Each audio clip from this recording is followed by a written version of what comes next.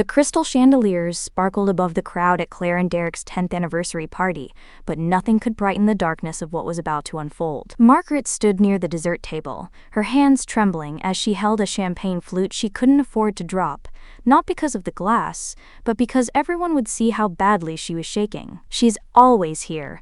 Derek's voice cut through the ambient music, loud enough that conversations around them stopped. "Every single week, Margaret. Your mother treats our house like a hotel." Margaret's face flushed. She wanted to disappear, to explain that she only visited on Sundays, that she always brought groceries, that she just missed her daughter. But Derek wasn't finished. "She's a burden, Claire. You need to face it." His words hung in the air like poison. "It's time we talked about other arrangements." The room fell silent. All eyes turned to Claire, who stood beside her husband in a designer dress. Margaret had watched her unwrap last Christmas. Margaret's heart hammered as she waited for her daughter to defend her, to tell Derek he was being cruel. Instead, Claire's jaw tightened. She wouldn't meet her mother's eyes. "Derek's right, Mom," Claire said quietly, but loud enough for everyone to hear. "You need more care than we can provide. We've been looking at some very nice facilities." "Nursing homes?" Derek interrupted. "Let's call them what they are." Margaret felt the room spin. Her daughter, her Claire, whom she'd raised alone after Robert's death, whom she'd sacrificed everything for, was agreeing. In front of everyone, the guests looked away, suddenly fascinated by their shoes.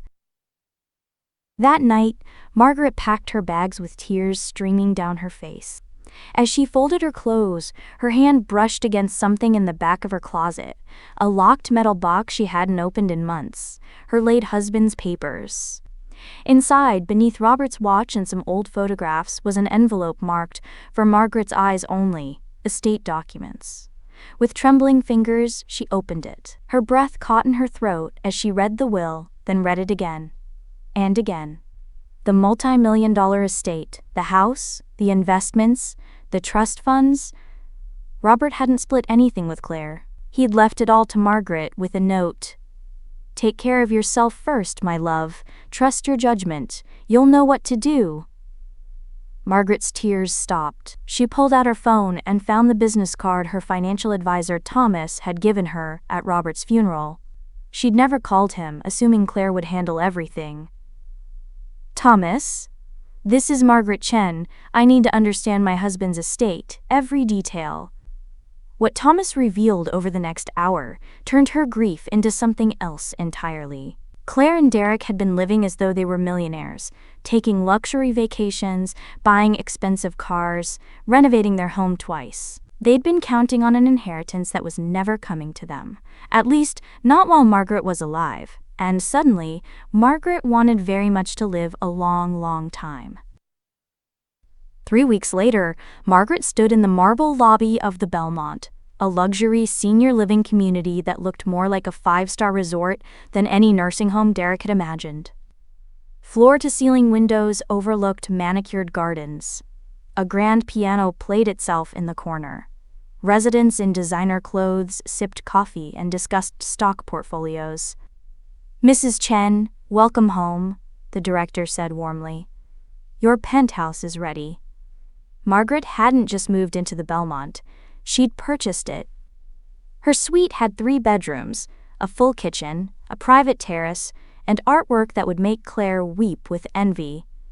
But the real treasure wasn't the luxury. It was the people. At her first community dinner, Margaret found herself seated with an eclectic group that would change everything.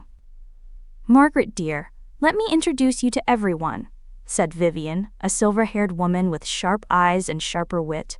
"I'm a retired judge. This is Harold, made his fortune in tech and never stopped investing. That's Patricia, former FBI white-collar crimes division. And the gentleman trying to steal extra dinner rolls is Marcus, who ran the city's largest nonprofit for 30 years. We're not just old," Harold grinned. "We're dangerously experienced." Over the next few months, Margaret found something she'd lost when Robert died. Purpose. These weren't people waiting to fade away. They were sharp, engaged, and bored with retirement. When Margaret mentioned Derek's name one evening, just in passing, Just venting. Patricia's eyes narrowed. Derek Ashford? Venture capital? Yes. Do you know him? Patricia exchanged glances with Harold. I know someone who works in his firm. There've been whispers. Nothing concrete, but rumors about money moving in strange directions. I could make some calls, Harold offered. Still have friends at the SEC. Absolutely not, Margaret said quickly. Then, more quietly, not yet anyway. But the seed was planted. It was Vivian who pushed her over the edge 2 months later. Margaret, you're not actually going to let him get away with how he treated you, are you? Men like Derek don't just hurt people once. They do it over and over until someone stops them. That night, Margaret gave them permission to dig. What they discovered was devastating. Harold's contacts found irregularities in Derek's firm's accounts, money being siphoned into offshore accounts. Patricia's former colleague revealed Derek had been systematically embezzling from his own company for 3 years, cooking the books and setting up his business partner, James Rothman, to take the fall. He's planning something big, Patricia reported during their evening meeting in Margaret's suite, which had become their unofficial war room. There's a major audit coming in 6 months. My guess? He's going to disappear with the money and leave Rothman holding the bag. Marcus leaned forward. The question is, what do we do with this information? Margaret stared out at the city lights, thinking of Claire. Her daughter didn't know what kind of man she'd married. Despite everything, Margaret's heart ached for her. We document everything, Margaret said finally, and we wait. Wait for what? Vivian asked. For Derek to make his next move. Men like him always do. Margaret didn't have to wait long. 6 months after Margaret moved to the Belmont, her doorbell rang on a cold Tuesday morning. She wasn't expecting visitors. Claire hadn't called once since the anniversary party. Through the peephole, she saw her daughter. Claire looked terrible. Her designer clothes were wrinkled, her hair pulled back in a messy ponytail. Her eyes were red and swollen. Margaret's maternal instinct warred with her wounded pride. Finally, she opened the door. Mom! Claire's voice cracked. Can I come in? Margaret stepped aside wordlessly. Claire walked into the penthouse and stopped dead, staring at the soaring ceilings, the artwork, the view. This isn't a nursing home. No, Margaret said simply. It isn't. Would you like tea? In the kitchen, as Margaret prepared chamomile tea with hands that had stopped trembling months ago, Claire broke down. He's gone, Mom. Derek's gone. Margaret's hand paused mid-pour. Gone where? I don't know. He cleaned out our bank accounts, took everything. The house is being foreclosed. His business partner is suing me because apparently Derek embezzled millions and put some of the money in accounts with my name on them. I didn't know, Mom. I swear I didn't know. Margaret brought the tea to the living room and sat across from her daughter. She noticed Claire's eyes kept darting to the Chagall print on the wall, to the expensive furnishings, calculating. When did he leave? 3 days ago. But, Mom, that's not even the worst part. Claire's voice dropped to a whisper. He was having an affair. With Jessica, my best friend since college. They're gone together. His secretary said they bought tickets to the Cayman Islands. Margaret absorbed this information without expression. Patricia had discovered the affair 2 months ago, but hadn't told her. We'll tell her when the time is right, Patricia had said. Let her daughter come to her first. Mom, I'm so sorry. Claire was crying now, real tears that Margaret wanted to believe were genuine. You were right about him. I should have defended you at the party. I was so awful to you. I've been awful for years, always taking Dad's money for granted, treating you like a burden? Claire flinched. Yes. They sat in silence. Margaret sipped her tea and watched her daughter. Claire's eyes kept wandering, to the artwork, to the view, to the clearly expensive furnishings. She was doing math in her head. Margaret could see it. Mom, I know I don't deserve to ask, but I have nowhere to go. The house is gone. All my credit cards are maxed out. Derek destroyed everything. She looked up with desperate eyes. Can I stay here, just until I figure things out? There it was. Margaret had wondered how long it would take. Claire, how much do you think your father left you in his will? Claire blinked at the sudden change of subject. What? I don't know. Half of everything? A few million at least. Why? And you've been living as though you had access to that money. Well, I mean, eventually. Claire's face went pale as understanding dawned. Mom, what are you saying? Your father left everything to me, Claire. Every penny. You were never getting an inheritance until I died. The color drained completely from Claire's face. But Derek said... He had lawyer's check. We were supposed to. She stood abruptly, her grief transforming into something uglier. You're lying. Dad would never... Your father, Margaret said quietly with steel in her voice, left me everything because he trusted my judgment. He wrote in his will that he hoped I would use it wisely and generously, but that the choice was mine alone. Claire's hands were shaking. So Derek, all this time, you thought you were spending your future inheritance. Instead, you were drowning yourselves in debt, waiting for a windfall that was never coming. And Derek... Margaret paused. Derek found out the truth. My financial advisor tells me someone made inquiries about the estate 6 months ago, right before he started planning his escape. He knew, Claire whispered. He knew there was no money coming, so he found another exit strategy.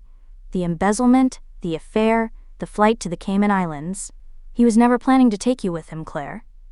Her daughter collapsed back onto the couch, her whole body shaking. For a long moment, Margaret watched her, feeling nothing. Then, slowly, the maternal instinct began to thaw the ice around her heart. You can stay here tonight, Margaret said finally. On the couch. Tomorrow, we need to talk about what comes next. Claire looked up with desperate hope. You mean? I mean, Margaret interrupted, that you need to decide who you want to be, Claire. The woman who called her mother a burden in front of everyone, or the woman who's willing to work for redemption. That night, Margaret lay awake listening to her daughter cry in the next room.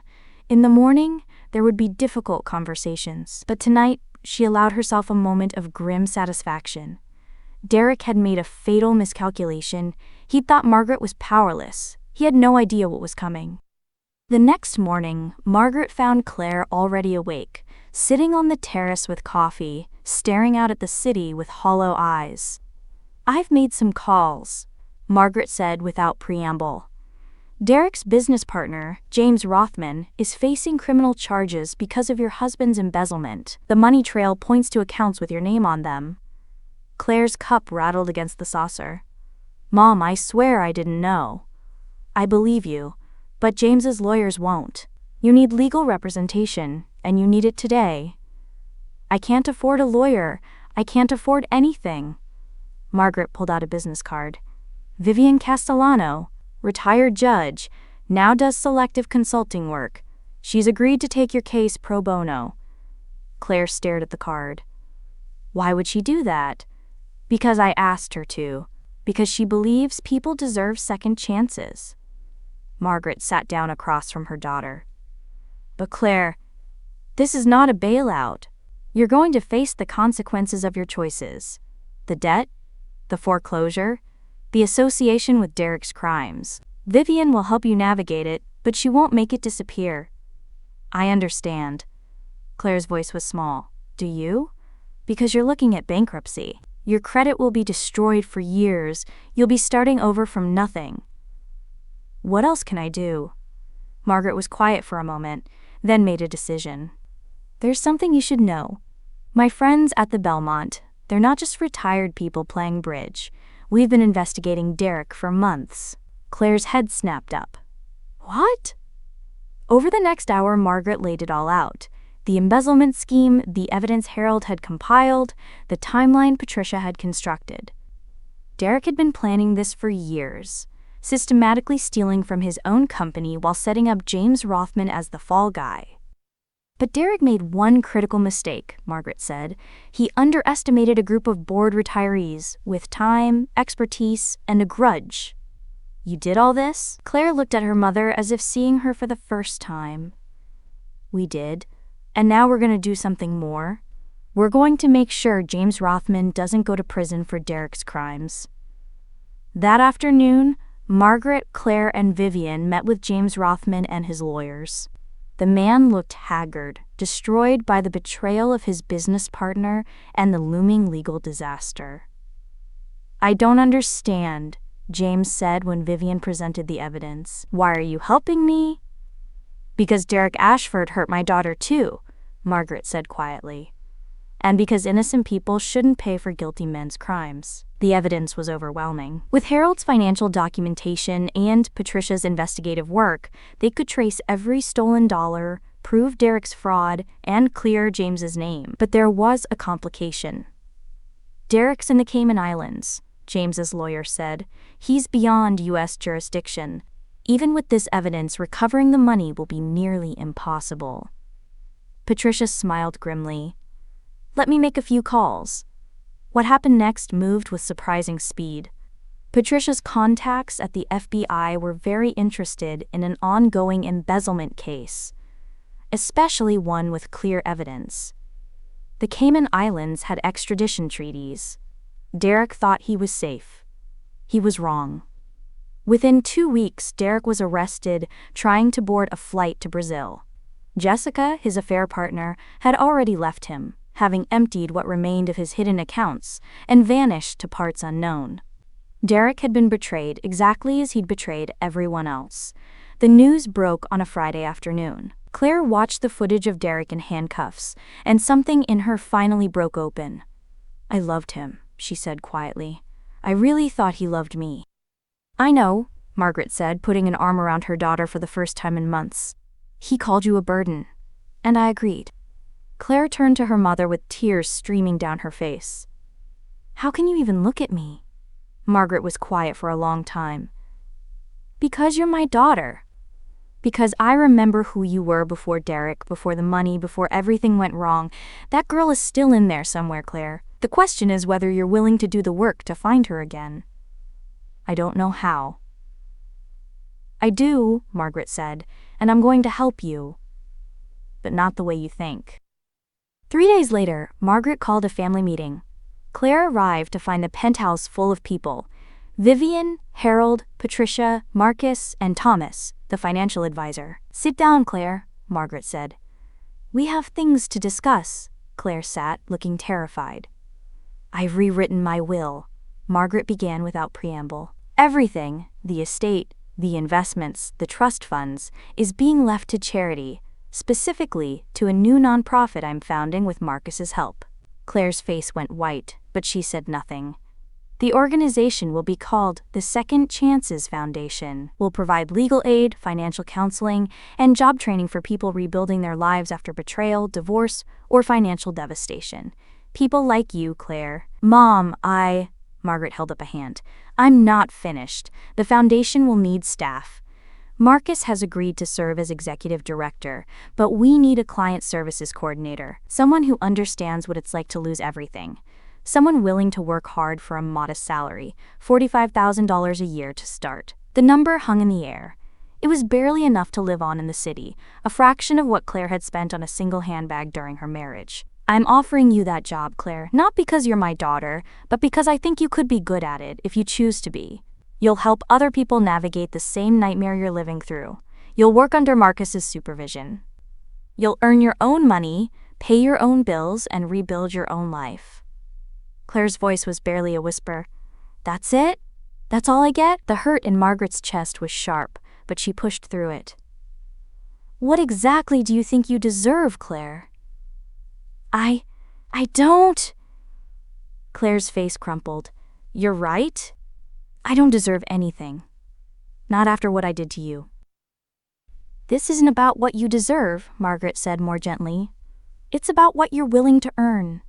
For the first time in your life, you'll work for something you can't inherit. You'll carry your own weight.